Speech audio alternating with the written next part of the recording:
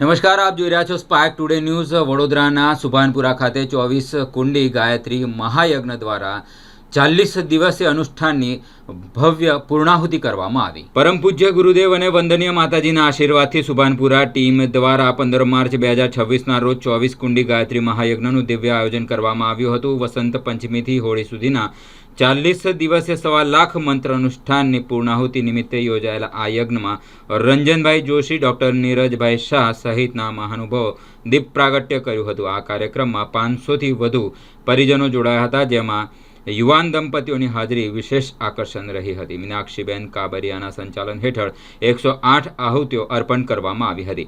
વિશેષમાં 15 બહેનોએ ગર્ભ સંસ્કાર મેળવ્યા હતા। અનિલભાઈ રાવળ અને ટીમ દ્વારા આયોજિત આ યજ્ઞથી સમગ્ર વાતાવરણ ભક્તિમય બન્યું હતું। આયોજન કરવામાં આવ્યું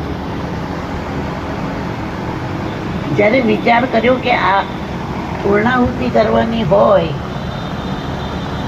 ત્યારે આપણે શું કરવાનું હોય અને શું થતું હોય છે, સૂક્ષ્મ જગતની અંદર શું થતું હોય છે તે સમયે ત્યારે પરમ પૂજ્ય ગુરુદેવની નાનકડી બુકમાંથી મને જાણવા મળ્યું કે જ્યારે જ્યારે આવા અનુષ્ઠાન હોય અને એનો પૂર્ણાહુતિનો ક્રમ થતો હોય ત્યારે ત્યારે સૂક્ષ્મ જગતની અંદર દેવો અને દાનવો વચ્ચે જે સંગ્રામ ચાલી રહ્યો છે અને એ સંગ્રામ એટલો બધો ખૂબ વિશાળ પ્રમાણમાં ચાલ્યો છે અને તેની ફલશ્રુતિ રૂપે જે દેવ મહર્ષિઓ, દેવર્ષિઓ, ઋષિઓ એ જે ખૂબ તપ કરી રહ્યા છે અને સૂક્ષ્મ જગતને પરિષ્કૃત કરી રહ્યા છે।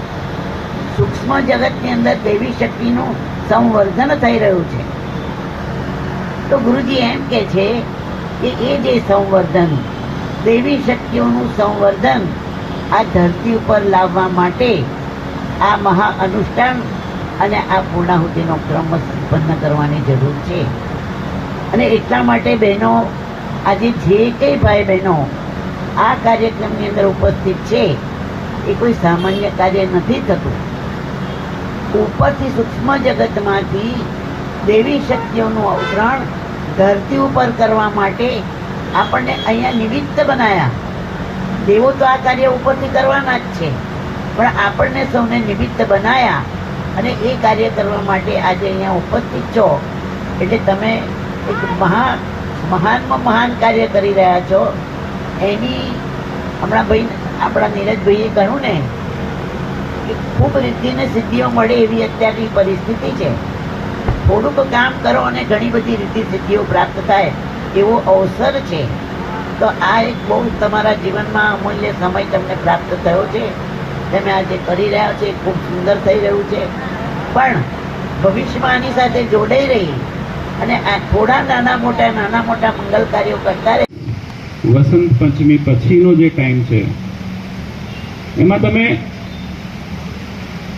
વસ્તુઓને, પરિસ્થિતિઓને જાતે મૂલ્યાંકન કરીને જોશો ને તો પહેલાં જે વસ્તુઓ સામે આપણે, જે નેગેટિવિટી સામે આપણે ઘૂંટણિયા ટેકી દેતા હતા કે ના અમે સરેન્ડર, તું જીત્યો, નેગેટિવિટી અમે હારી ગયા। પણ 2026 વસંત પંચમી પછી વિશેષ કાર્ય છે, વિશેષ કાળ ચાલુ થયો છે 24 વર્ષનો। એની અંદર પોઝિટિવિટીની જીત થઈ રહી છે, દેવોની જીત થઈ રહી છે। એટલે આ વિશેષ કાર્યની અંદર, વિશેષ જે આપણો જે આ કાળ છે એમાં આ સાધના થઈ રહી છે। આ કાળ છે બહુ જ કપરો કાળ છે। જેમ જેમ ટાઈમ થશે હજી વધારે અઘરો, કપરો, ઘાતક, ક્રૂર થશે। પણ એમાં ગાયત્રી પરિવારને કોણ બચાવશે? સાધના। કોણ બચાવશે? સાધના।